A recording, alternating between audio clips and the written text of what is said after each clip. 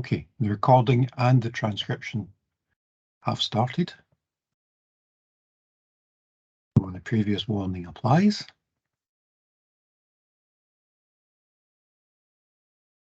Okay, we want to move on to our next chapter. And don't forget that this is our next chapter and not the next chapter if you happen to have the same edition of the book that I have.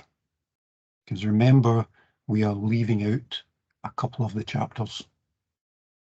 Specifically, the chapter on process synchronization and the chapter on deadlocks. I strongly encourage you to have a read of them because they are important, but it's just the amount of stuff that we can cover in a second year class. So we're going to jump on to my edition, chapter 8, which is memory management.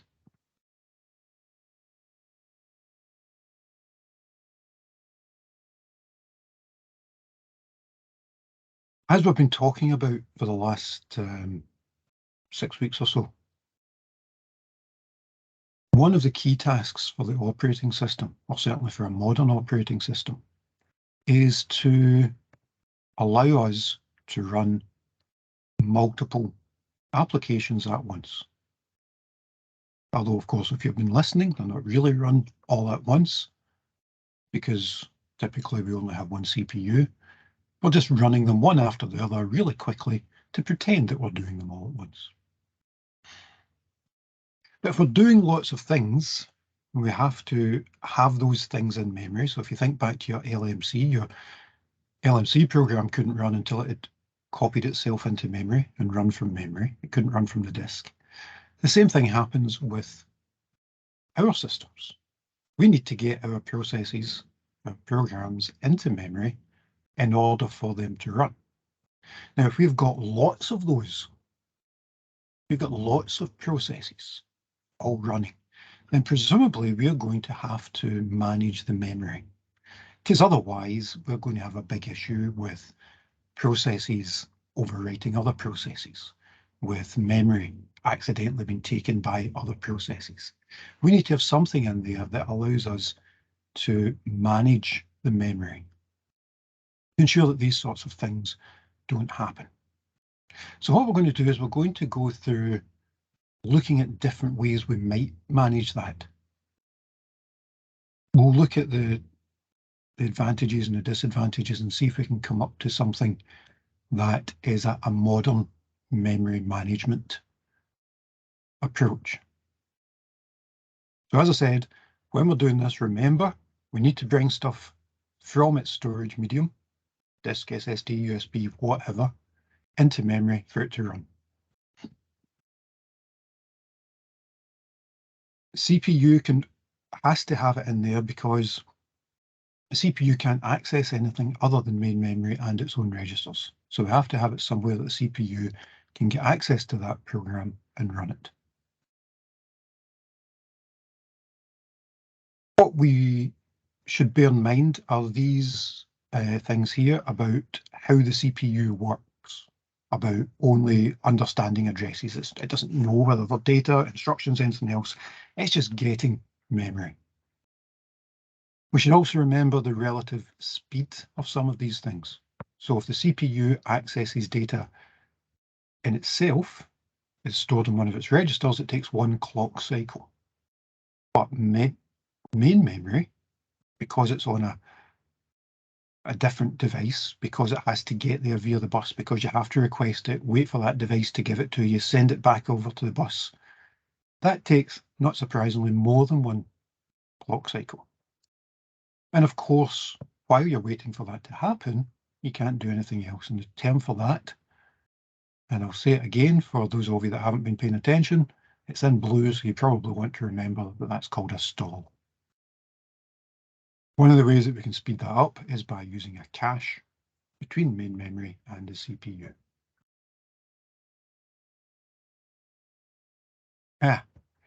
Yes, Miller, there is a screen share, except what happened, of course, was that Aaron shared his screen and completely put me off my game. So Aaron, it's all your fault. So yes, I have been talking about these slides since we started this. So I'm up to there. I don't know where you guys are. I'm up to there already. It's only slide 4, we're not too bad. So I'll quickly go through them just so that you've got them. Okay, so it is just the introduction and the objectives. So you've come in just on the kind of start bit. Sorry about that. I hadn't realised I wasn't sharing my screen.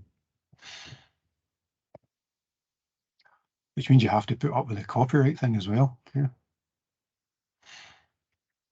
Okay, so we want to talk about the memory management, and one of the ways that we can approach this, bearing in mind that if we use a register, things will be much quicker, is that we can store each process in memory and remember where it is using something called a base and a limit register, which are exactly the way they sound. So here we've got a memory map. Previous ones we've looked at have had memories starting with 0 at the bottom. This one has 0 at the top. Just showing you it doesn't actually matter. As long as you know which way we're talking about, it doesn't matter. So as long as it's labelled, it's fine. So what we're saying is we've got multiple processes in memory. Each of them starts at a particular place. It's base, and it has a limit. So it doesn't store the end piece of memory. It says this is how much memory you're allowed. So that allows us to change how much memory a process is given on the fly. So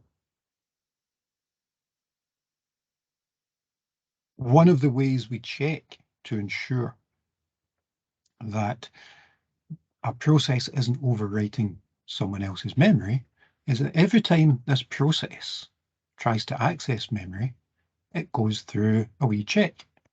And it says, is the address that you've asked for greater than or equal to the base address? If it's not, that's an error. Don't do it. You're not allowed to do that. It's not your memory. If it is, then is it less than base plus limit? No, then another error is generated. But if both of those conditions are acceptable, then you get the memory. So this is called hardware address protection. We actually build that into the hardware with some registers and some hardware logic to say, is it acceptable? As I said, that means that this process, whenever it asks for a piece of memory, it has to be between these limits. If it asks for anything outside those, it generates an error. And when I say it, I mean the operating system. So the operating system says, nope, not allowed that, go away, feeds it back to the process, and typically stops the process as well, because it doesn't want it to interfere in anything else. Everyone okay with the hardware stuff? Okay. So far, so good. All right, so we've got all these things on disk, and they have to be brought into memory to execute. And if you go to start more than one at a time, clearly we can only, excuse me, access our storage system serially. We can only do it one at a time. So if you try and access more than one, we have an input queue.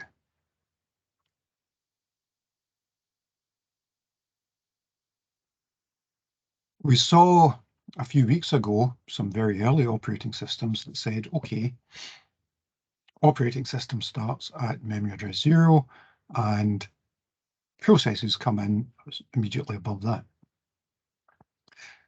But think about that from the point of view of someone who writes a process. They can't know where it's going to be loaded into memory. So what they do is they assume that their first address is address 0 and leave it up to something else, the operating system, to sort that out. So there's a few things that happen in there. And again, this is one of those ones about programming. So if you're not a programmer, don't worry about it. And if you are a programmer, you probably know this already. So when you write a program, and you might have done this with your LMC, it's part of the reason I get to do the LMC, you might have said, okay, I'm going to store some information in data location 88, or you might have gone a wee bit further and you might actually have given data location 88 a name. That's one of the things you can do in the LMC. So you've given it a symbolic name. Input 1, input 2, input 3. And any time your program says input 1, it goes, oh yeah, that's memory location 88. So your source where it says input 1 is symbolic. And then when your code is compiled, it's bound to the address. Now it's dead easy for you to see because you've only got 100 addresses going on anyway. So the binding is not absolute, it's relative. So it says from the start of this process, our binding is X number of bytes from the beginning. So I'd said you're storing input 1 and 88. So binding says, okay, well, it's 88 from the start. Now it's important to remember that because what this process doesn't do is stop you overwriting your own memory. And some of you will have found that you managed to do that. You could actually overwrite your own program.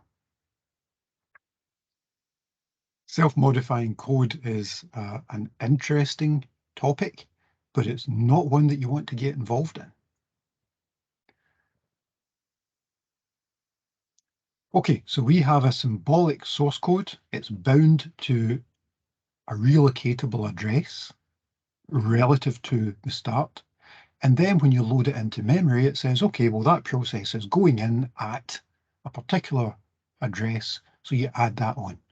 So we go from input 1 to 14 bytes from the start to, well, it's starting at memory location 74000. So we actually want 74014. So there's lots of things happening for us to make sure that we are getting the right piece of memory that we actually want. And that can happen at lots of different times. If we know where the program is going to be in memory, we can just say, okay, generate absolute code. And this comes back to me reminding you that operating systems aren't just Windows or Mac or whatever. You got all sorts of operating systems.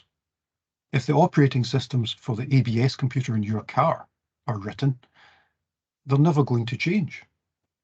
So why would you bother having extra code that made you do that extra jump? Why wouldn't you say, well, it's never going to change, we're putting it into the car and it's going to stay there. Why not just have an absolute address rather than have to worry about it? So you write a program and you say, yeah, it's going to be memory location 88, just like your little man computer. It's never going to change. For a more general purpose machine, though, it will probably change at the load time. In other words, when you load up Word, you don't know where in memory it's going to be. So we need something called relocatable code. And indeed, if you follow that thought on, why, once you put it into memory, does it have to stay there? Maybe we could move it about later, if it made sense to do so. And later on, we'll probably look at reasons why it might make sense to do so. So we don't just look at it when we load it, we look at it when we execute it. So there's a diagram there of when all these things might happen. Compile time, load time, execution time. But again, if you're not into programming, don't worry too much about it, other than there's something there that says dynamically loaded system library. That ring a bell to anybody who runs a Windows system? Has that got something to do with thread libraries, maybe? No. Not exactly, although thread libraries are stored in dynamically loaded system libraries. What if I just said dynamically loaded libraries? Anyone ever tried to Yeah, like- load something? Sorry? I was just going to say, is that like when you're programming and you're bringing in like a JavaScript library or something? And ever run something and it said wrong version of DLL? Wrong version of the dynamically loaded library. So DLLs are things that the operating system has to allow you to do stuff. You quite often see it that you have a program and it's the wrong version of the Visual C++ DLL. And in fact, if you look at your system, you've probably got about 10 versions of that on there because you've got different programs running different versions. As I say, that's if you're into programming. If you're not, it's just an aside. Watch out for it next time you see an issue with a DLL file on Windows. What all this stuff really boils down to, though, is that we have how we think of our memory. So again, I go back to the LMC, you're thinking of it as memory location 88. But when you ran that LMC program, you were running it in probably in a Windows browser, which is a process loaded on a Windows operating system. So not only was the browser located somewhere in memory, the program that you were running in the browser was located in a sub-part of that memory, which is a long way around saying we've got how we think of where memory is. That's the logical address, memory location 88 for our input 1. The physical address might be entirely different. And in fact, it most likely is different.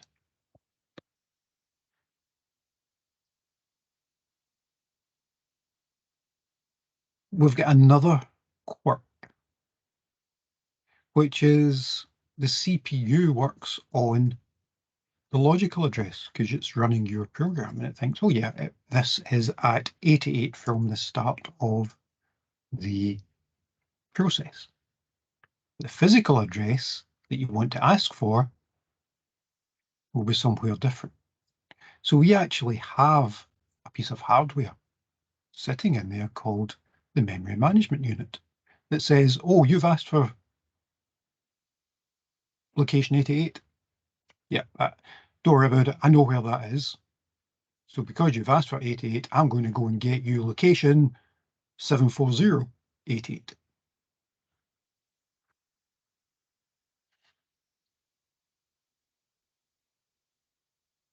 Later on, we might wonder whether or not we want to have all of the process all loaded at once. So there might be another quirk that the memory management unit might say, no, we've not got that one. But we'll come to that later when we do it. Just bear it in mind that it might have other jobs that it needs to do as well. Which is by way of saying that all of these logical address spaces that the process, the program needs is different to the physical address space used. And as I say, we use a memory management unit to do that, a piece of hardware. Why?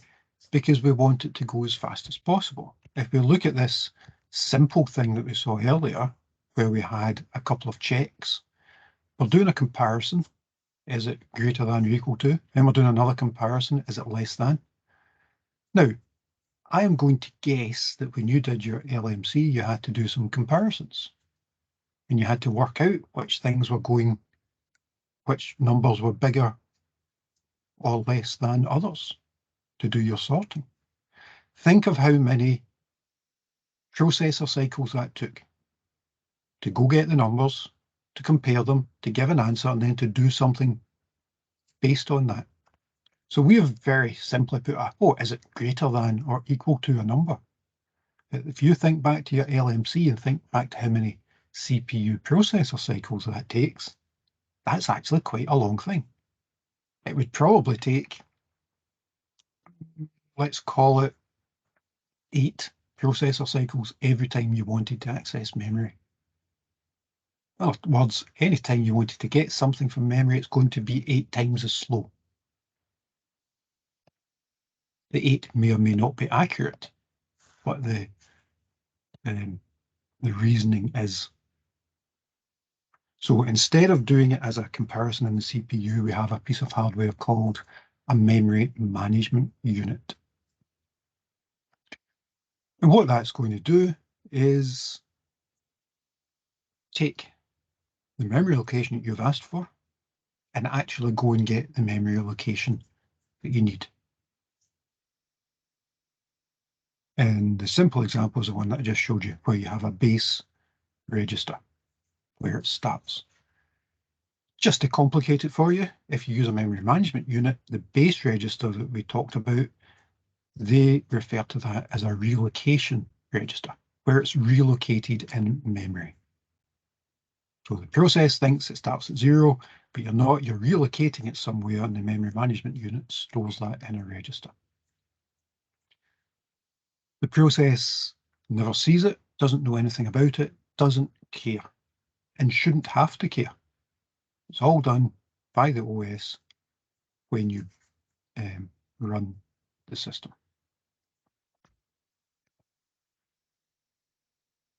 So you start to run something. It's put through the MMU to go and get the correct space in memory. But here's a wee quirk for you. We have to load everything at once.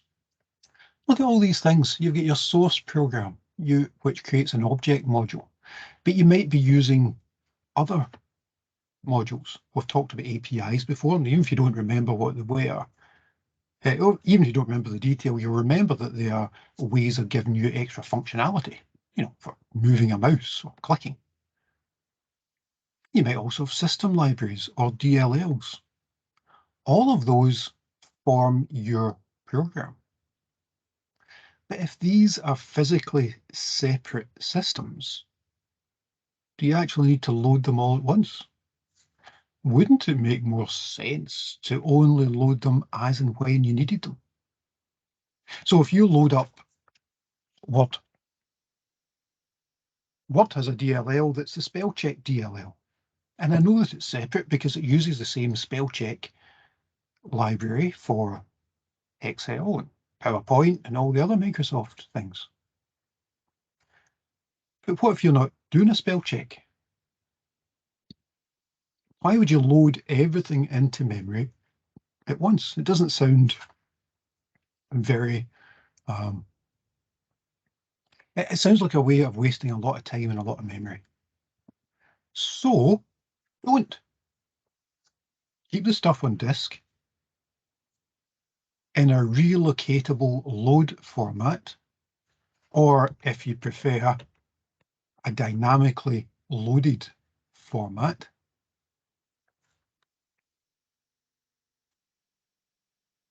And only load it in when you need it.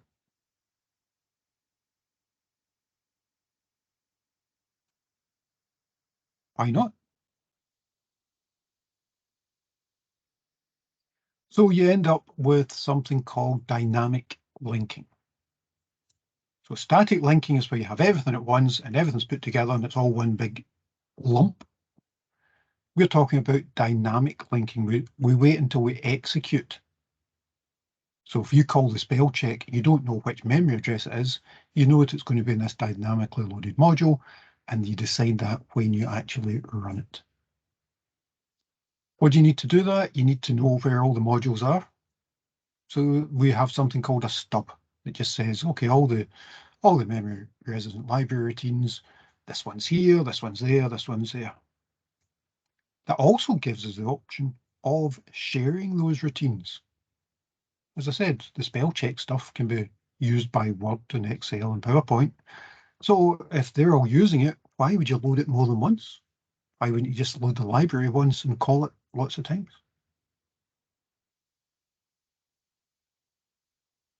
So when you load these things, it doesn't actually load them. It just says, okay, I'll remember that you might want that. That's one of the things that you say you will need. We'll see. It simply loads the stub and says, yep, we're going to have this. Only when you run it does it actually check to see if it's in the memory address, in the memory space. If it isn't, it loads it in.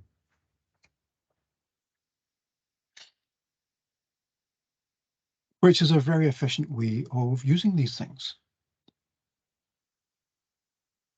But of course, as I said earlier, you may have seen issues where the library changes. It might have new functions. It might change the way you call other ones. And I suggested you may have seen that from some programs that you've run, that it wants a different version of a DLL to be installed. I don't know how many times I've installed the Visual C++ libraries. And I don't know how many versions I've got on my system, because different programs were written with different versions in mind. Everyone happy with that?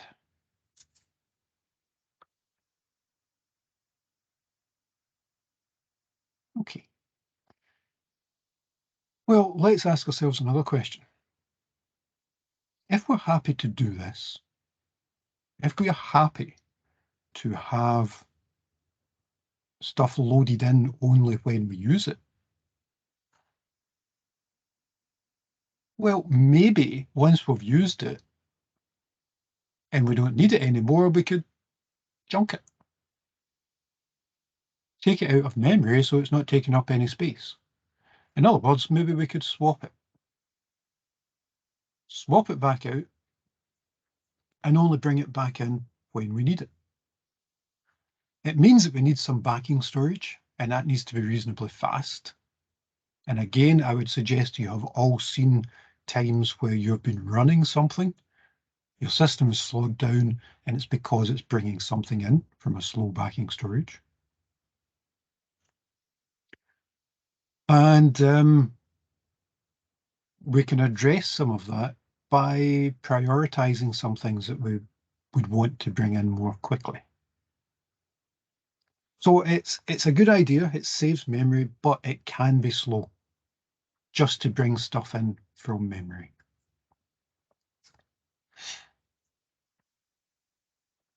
But here's a wee flaw. We've assumed that we're bringing these in and running them and giving them a memory address. Well, for swapping them back out, are they guaranteed to come into the same memory address? Give me a thumbs up or a thumbs down.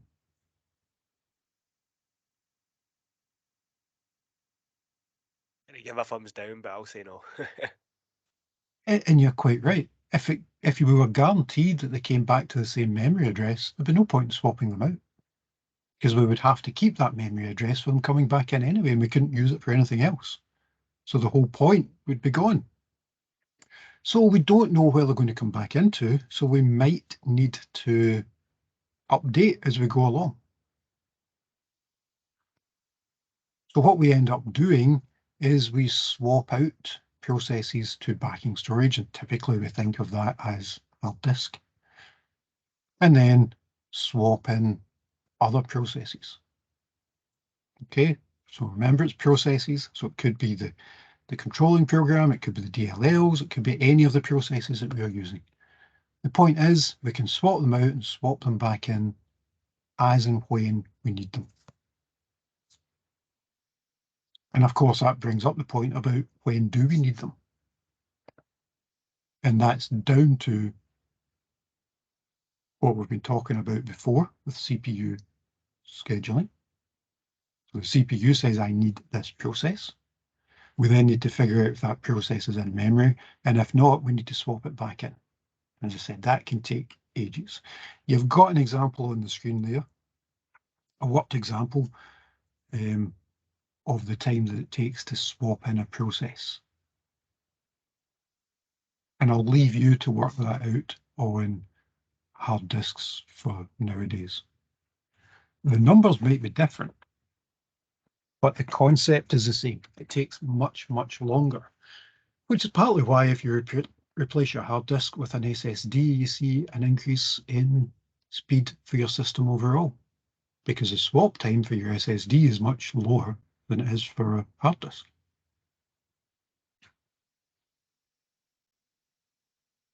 That's assuming that you can get it from your backing storage immediately. What if other things are doing it? What if your CPU needs a process just as one of your other processes has asked for a file to be loaded? And that's where I'm saying we might want to prioritize things for I/O to say, okay, well, maybe we want some I/O to be higher priority than others.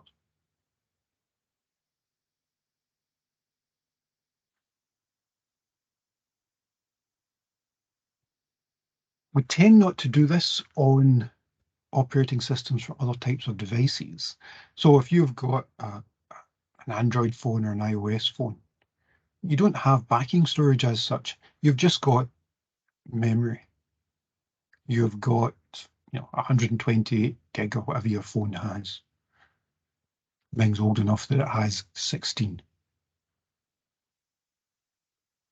The point is, you don't really have main storage and backing storage. You've just got memory. You've just got storage.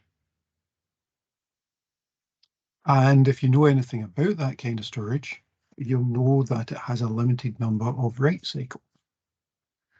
So we'd want to minimize that, otherwise we're going to use up our memory really quickly. Instead of forcing them out, we ask apps to just say, yeah, okay, I'm not needed anymore.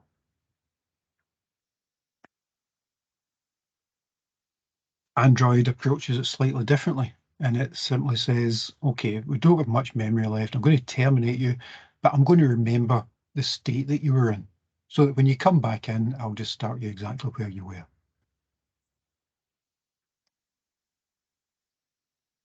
Everyone happy with that before we move on? Okay. In that case, let's think about how we are actually going to allocate the memory then. So we've brought stuff in, we need to put it into memory, and the question is, where? How do we allocate that memory between all these processes? Well, one way of doing it is simply to say processes must be contiguous in memory. And contiguous is a fancy name for all together, one after the other in memory. So there can't be any gaps in there. So one block of memory for the process all in one line.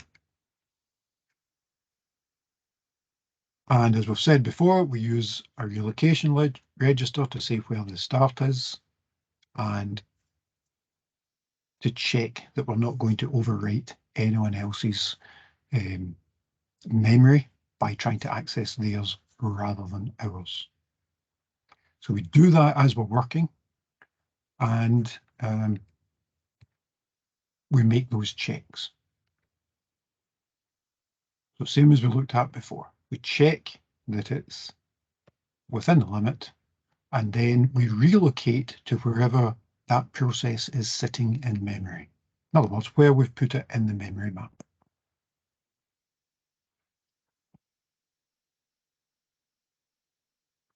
Does it start there? Or does it start there? Or does it start there? We don't know, but the relocation register does.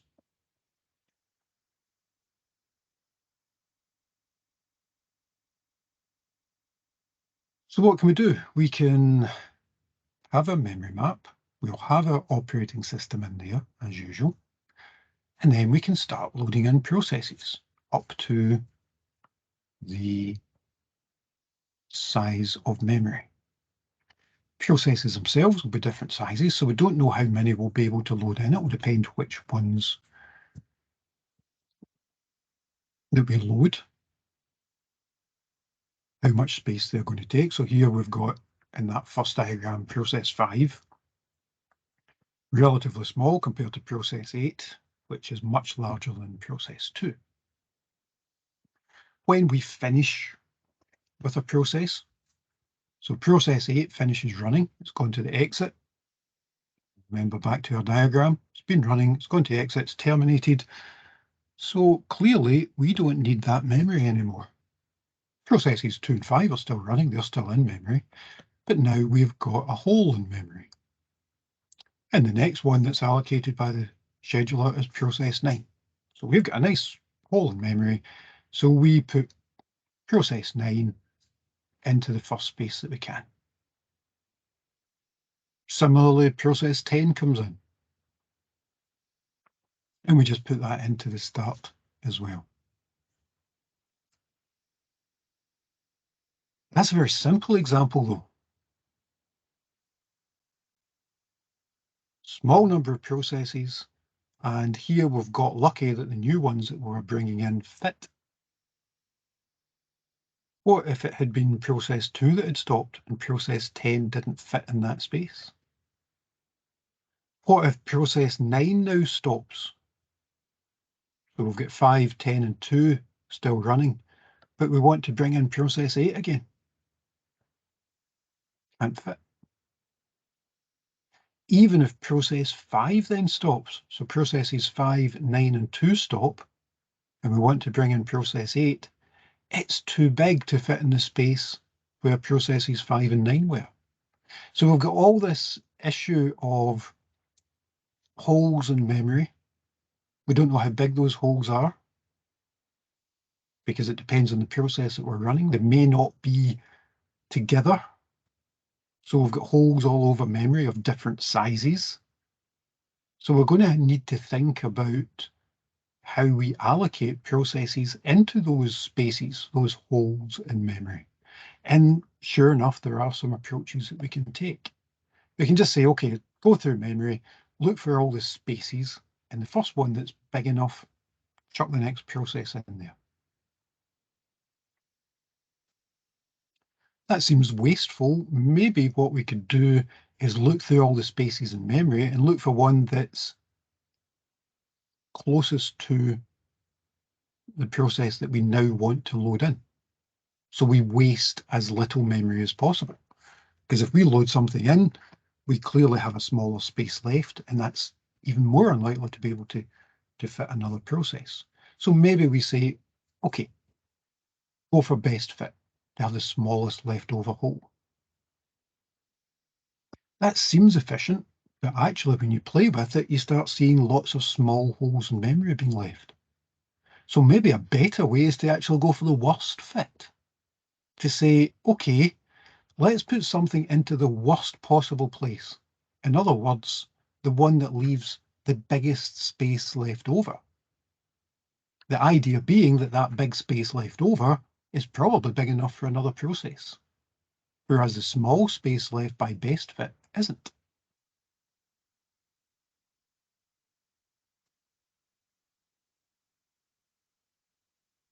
There's different ways of approaching it, and different operating systems have used all of those. But most modern operating systems don't use this approach at all, because you end up with fragmentation. There's two types of fragmentation. The holes in memory are big enough to fit the process that you want to load, but the problem is they're scattered all over memory. That's called external fragmentation. We do have enough spare memory, but it's not all together. Or we could have internal fragmentation. And that's the one I was speaking about with best fit. So we've put a process into a space that exists, but the bit that's left over is not much use for anything really. And that's internal fragmentation. And we can actually do some analysis. We've done this before in other approaches. The analysis for this tells us that if we allocate n blocks, we lose half of them to fragmentation.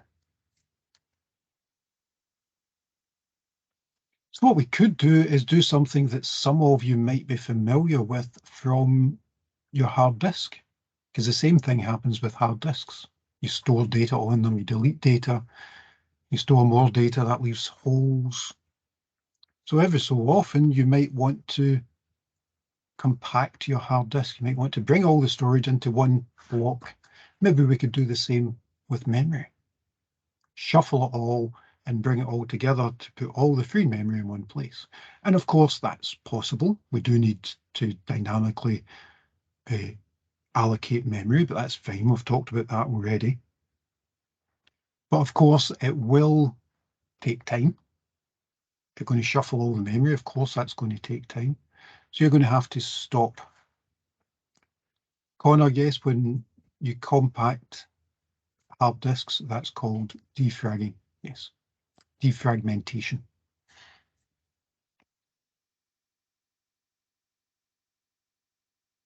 So we end up with memory fragmenting. We end up with backing store fragmenting. And of course, backing store was where we said that we were going to put our processes when they weren't being used, when we were swapping them in and out.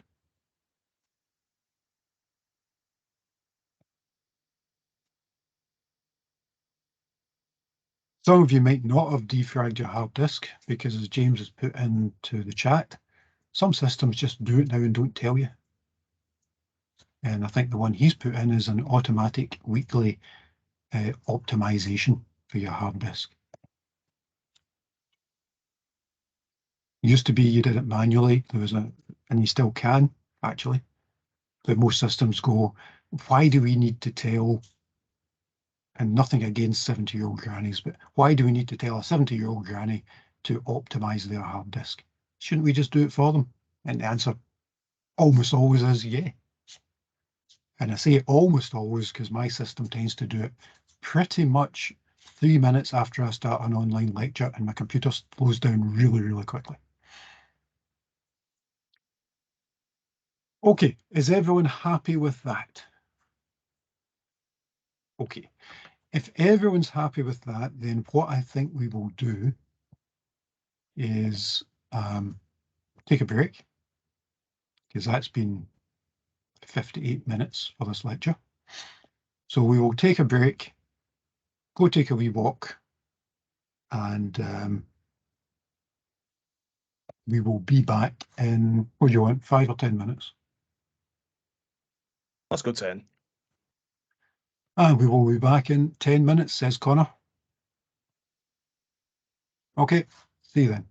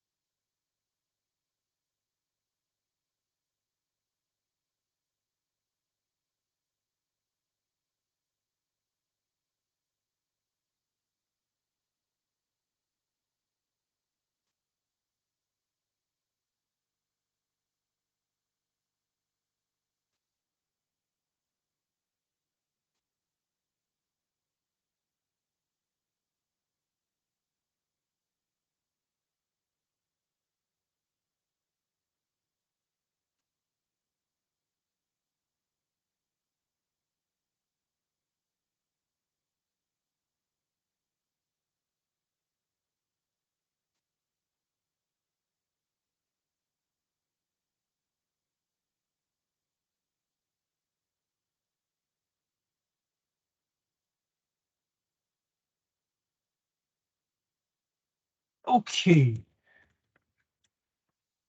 Oh, can't believe it took me all that time to make a cup of tea. 10 minutes to make a cup of tea. Who'd have thought? Anyway, cheers. Well, I need to get one of Interesting. those. Sorry? I need to get one of those cups. Yeah, good. Ah, I just use this because I like a lot of tea. It's not even got its lid on.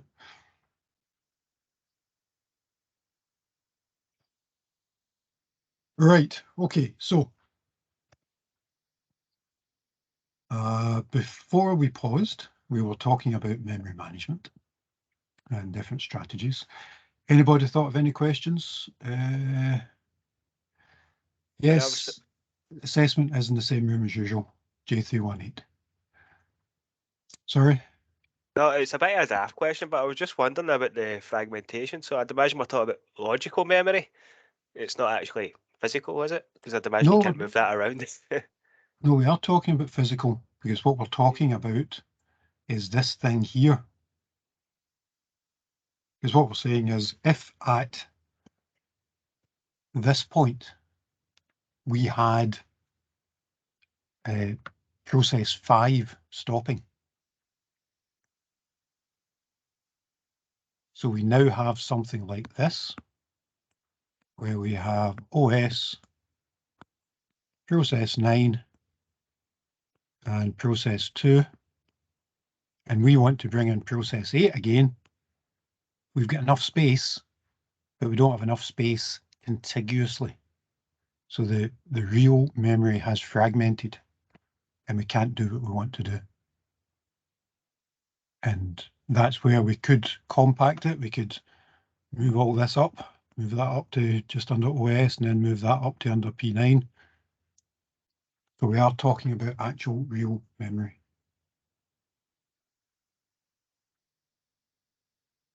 Cheers. Although it's quite possibly the worst drawn diagram ever.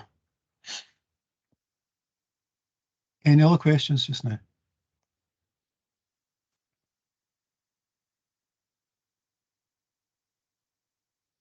That example there was external fragmentation. We do have enough memory space, but not contiguous. Okay, so if we have that issue, and part of the issue is because processes are different sizes, maybe what we could do instead, excuse me, is think about the processes themselves and think of how they're made up. So we've talked about the different bits going into making up a process. And we could go further if we wanted. And again, caveat about programming applies. If you know what all these things are, good. If you don't, trust me that they are all things that you get in programs. Maybe we could treat them as different for memory management purposes. Maybe we could just use all these rather than have them all in one process. Maybe we could say, oh yeah, well, we'll have some memory for the simple table, some memory for the stack, and some memory for the square root function.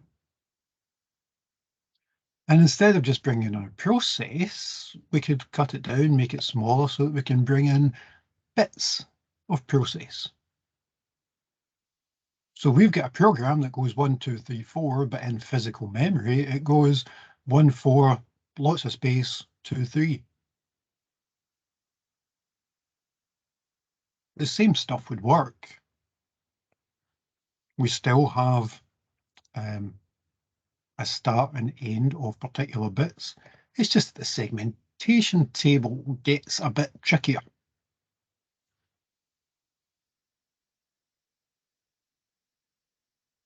So we simply say we have a base where the part of the system starts. We have a limit to say how long it is.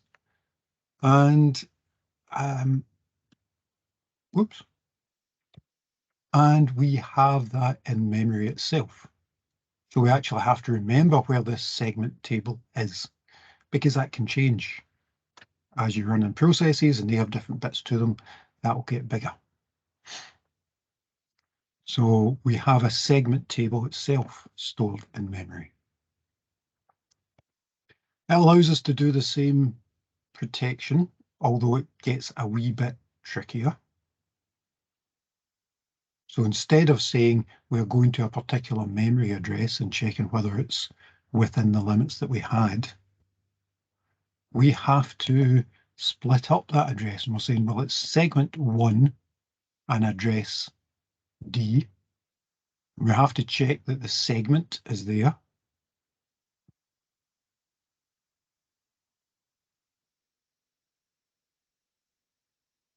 Only if it is do we check whether it's within the address space and actually go to memory. So it's the same kind of idea, but it's just getting a wee bit more complicated to try and cope with multiple parts to a processor. So maybe we could take another approach. Rather than using segmentation, where we don't know the size of the blocks of memory, maybe we could use something else, which we will call paging. And the idea with paging is that instead of leaving it up to the processes to decide how big their chunks of memory are, we'll get the operating system to do it for us. So the operating system will split up memory into chunks called pages.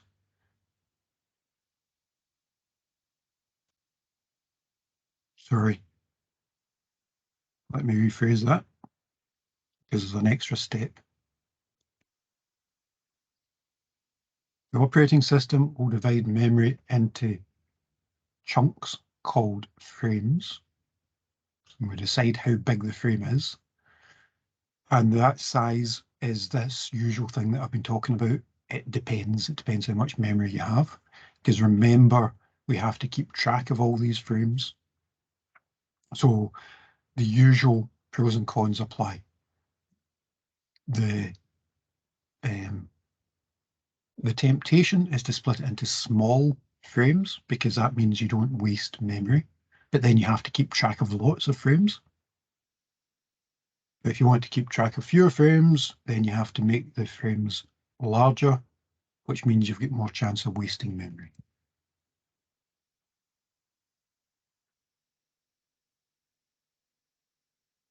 The logical memory that we've spoken about is then split up into pages. So the process is split up into pages.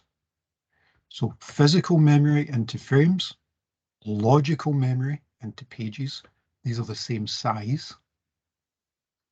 And what we do is we keep track of the free space that we have in memory, keep track of any frames that are free.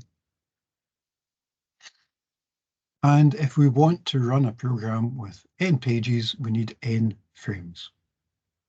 And the nice thing about that is we don't lose much memory. We will lose some, but not much.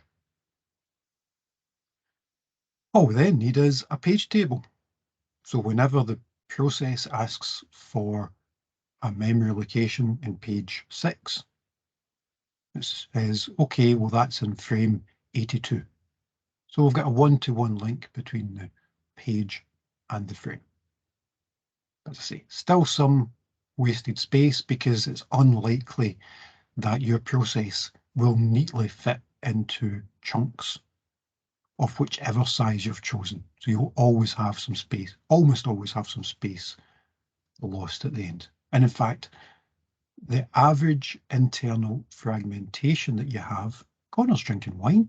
Oh, I never thought about drinking wine. That's white wine. It's not wine. Looks like white wine to me. It's green tea. The average waste is half of whatever size your page is. And then we just need to set up a translation scheme. you have a page table, the list of pages, and that contains where that is in physical memory, and an offset. So we'll get the start of it and the offset within the page. So every memory location is split up into two, a page, and you have a page table. So whenever the CPU asks for a memory location, we split it up into two. First thing we do is the page.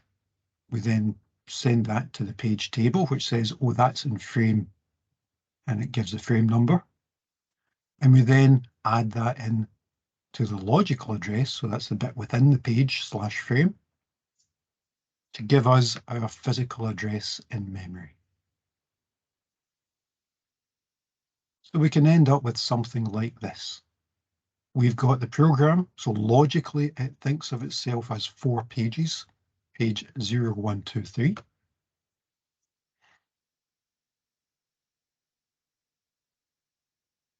But to go along with that, we create a page table where we say that if you ask for page 0, that's actually in frame 1 of physical memory. Page 1 is in frame 4. Page 2 is in frame 3. And page 3 is in frame 7. Okay, so we have a link, but there's no need for these to be in order. There's no need for them to be contiguous.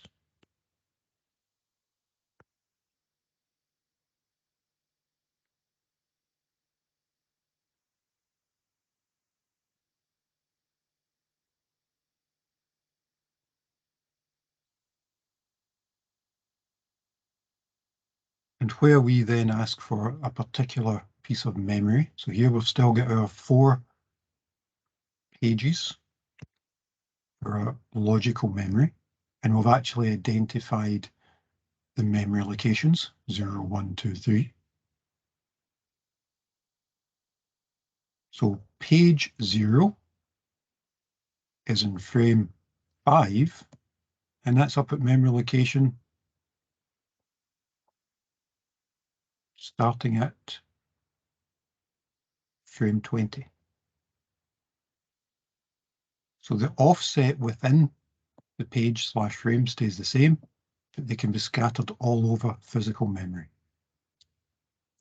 We're okay with that before we move on? Think so. Yeah, I'm the same. Okay, I'm not seeing any. There is a lot to absorb. It's just Oh yeah, I mean, don't get me thinking of wrong. questions at a time. It's Yeah, and you know, I'm doing this over an hour or two. You will have to go back over it and look at it. And of course, there's plenty of questions to help you do that. And that's part of the reason. The first thing I always do is ask if there's any questions from the previous week, because something might occur that doesn't occur as you're doing it. So yeah, if you have questions, write them down, ask me next week, or stick them on Teams, the Teams discussion, and I'm happy to answer them when I see them on Teams as well. Okay, so we can do some calculations. As an example, we've decided to have a 2K page size. If the process size is this, that divided by that gives us 35 pages plus 1086 bytes left over. If our page size is 2048 and we've got 1086 bytes left over, that still has to go into a page. So that page wastes 962 bytes. So you've got a top and a low end for that.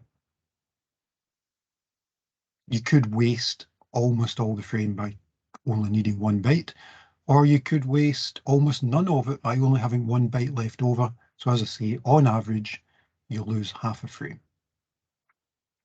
So if on average you lose half a frame, you might want to make the frame size smaller, but you'll have a bigger page table and there's more to track.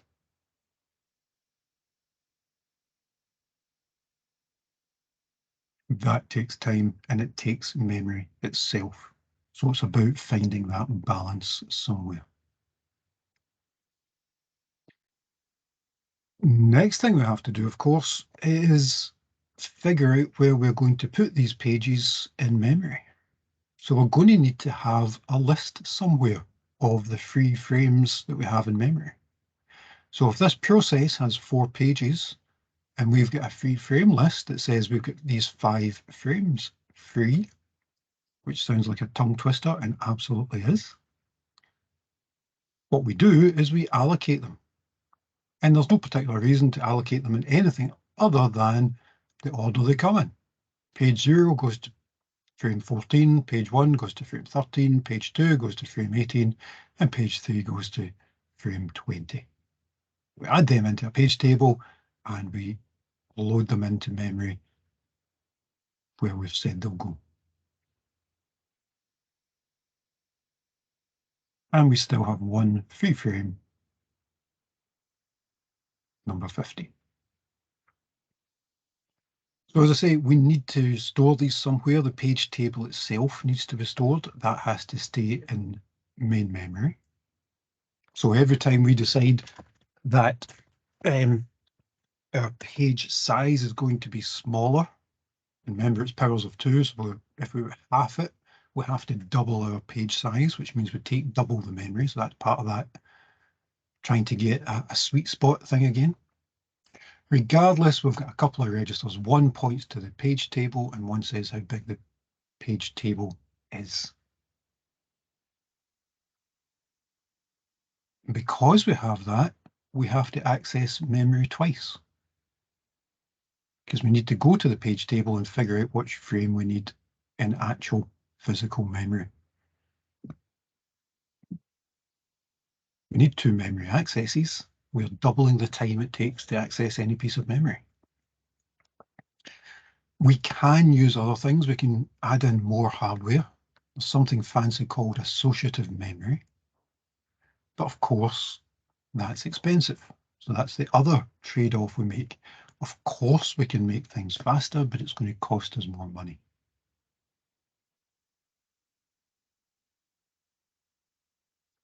Always the trade-off we make. And you kind of intuitively know that. If money wasn't an issue, you wouldn't have a hard disk. You'd have a 2 terabyte main memory and just keep all your stuff in main memory all the time. Why would you do anything else? But cost is an issue, and having 2 terabytes of main memory is quite expensive. So you make the trade-off. You have some amount of memory, some amount of disk. Depending on what you're doing, you might make a different trade-off. One of my Surface machines has got 4 gig of memory, one's got 8. Some of you guys doing gaming will have 16 or 32 gig of main memory. Because you've made that trade-off and you say, no, I'm happy to spend more to get a faster system. And that's what it comes down to in the end. How much you're prepared to spend to get a faster system.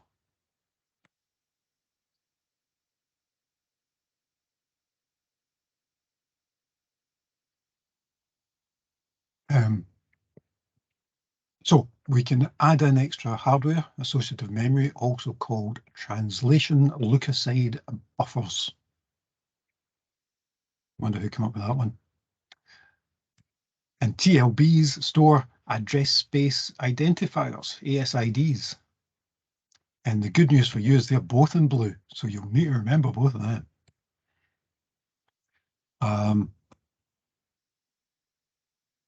Some of these are unique to the process, so you need to get rid of them each time you go through. And whenever you change the process, whenever you change the context, you need to clear that out as well. We might put some of this in. So we might use translation look-aside buffers in the same way as we use a cache. We might say, okay, well, we can't have everything in this, but maybe we can have some of it. And in general, you run the same processes again and again. Some things run a lot, some things run hardly ever. So we could maybe put some of that in there and load the most recently used processes so that you get faster access. And if it's something that is particularly important, I don't know, Windows might decide that the move a mouse process is important. You might say, yeah, we're going to have those permanently in there. But it's up to the operating system. What does this give you? Well, associative memory simply says it doesn't have to go through each line in turn the way you would in memory to find a link. It can search all of them at once. It's a parallel search. So you just put in the page number and you get out the frame number immediately. So you end up with something like this. The CPU asks for memory, which you split up into the page and the actual memory address within that page. You send that page to the TLB, which you've remembered is translation look-aside buffer. That can search the page table, or the TLB rather. That can search that buffer in parallel, so you've got lots of things there. And if it's a hit with a frame number, that gets added into the frame and you can go and get memory.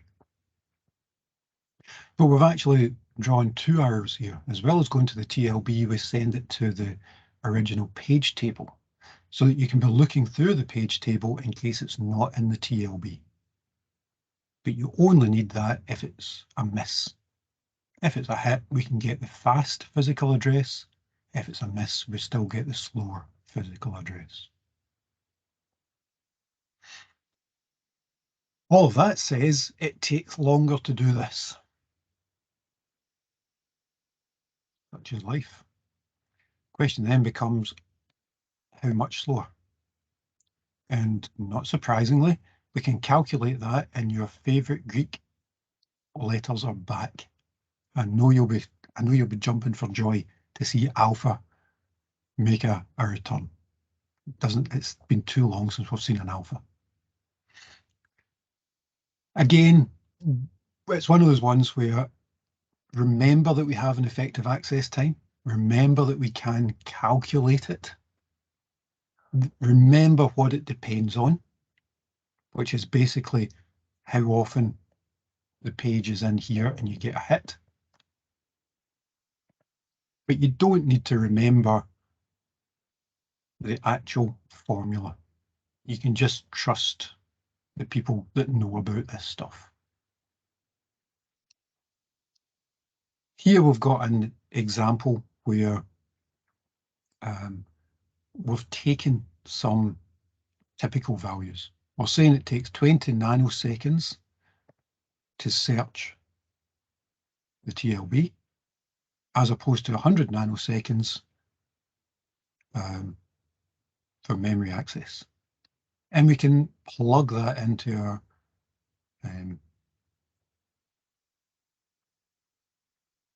our equation and say that if we expect 80% of our accesses to be in the TLB, if we expect only 80% of our accesses to be in the TLB, that means it takes us 120 nanoseconds. So we've gone up from 100 to 120. If the hit rate's better, if it goes up to 99%, then it only takes 101 nanoseconds. So we've increased it by 1%. Bottom line, we've got an equation. It tells us the effective access time based on these things, and you can plug it into your system to understand how it will work. Everyone happy with that? I think so. Needs some digestion time. Yeah, and you'll have a better idea once you do the chapter tests. So that'll give you a better idea of how much you're understanding it and how much you're not. So make sure you do those and make sure you can get through all of them. Okay, so if we're doing all that, we need to remember that we need to protect memory. In other words, sometimes we don't want memory to change. We might say that some memory is read-only, some memory is read-write. So in the same way as we looked at file systems and we looked at what you're allowed to do with files, we can do the same sort of thing with memory.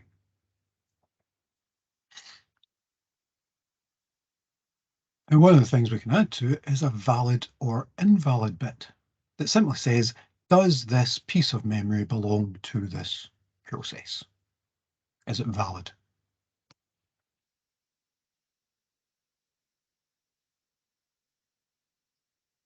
So we end up putting an extra column into the page table. So remember what we've got. We've got logical address for the process that has a page table. The page table tells us which frames things are in, but the frames may not all be there. The ones that are there are valid. The ones that aren't are invalid. We also have to cope with shared code, these DLLs. The fancy name for code that you can share is reentrant. Basically means that it doesn't make any assumptions on the code. So we can share pages as well, the spell checker that I was talking about. Or we can do the opposite, we can keep some stuff private. Even though you're running the same spell checker, you're running it on a different document. So you've got private code and data, but running the same code to do the same stuff. Edit, spell check, move the mouse. Because you're seeing it move on here and I'm seeing it move on the Teams system. But we're using the same code to make that mouse and make it appear. So our table gets slightly more complicated. Here we've got a couple of processes where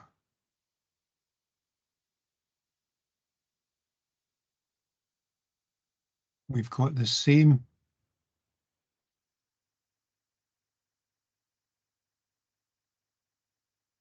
code being run, which in this particular case is in frames 3, 4, and 6. But we've got two different sets of data.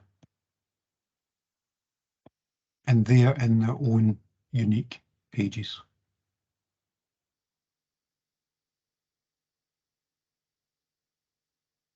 So 3 processes running the same code using different data.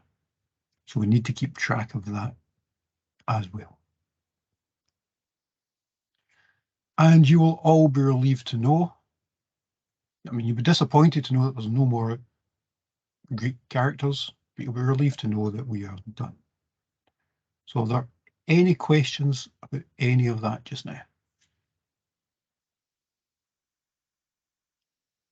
I had one about the free frames going into the logical part. I think you said there was no order to the queue. Is that it was a while back? No, a bit back. Yeah, here. Yeah, What I the free said frame, the was- free frame list. Yeah. Yeah, so what I said was we've got a new process, it needs 4 pages, it's already been split up into 4 pages.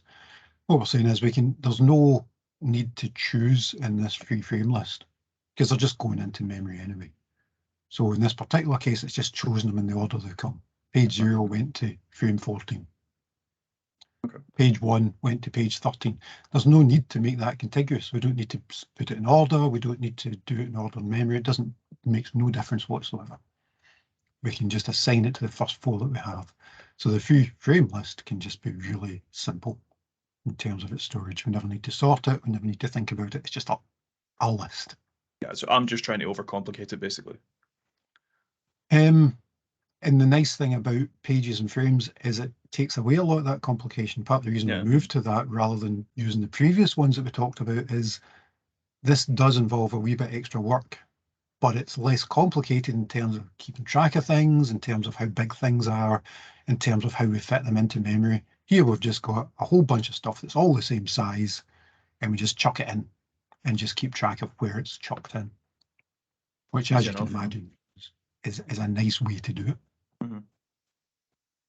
Okay, that's all I had. Thank you. Okay, anyone else?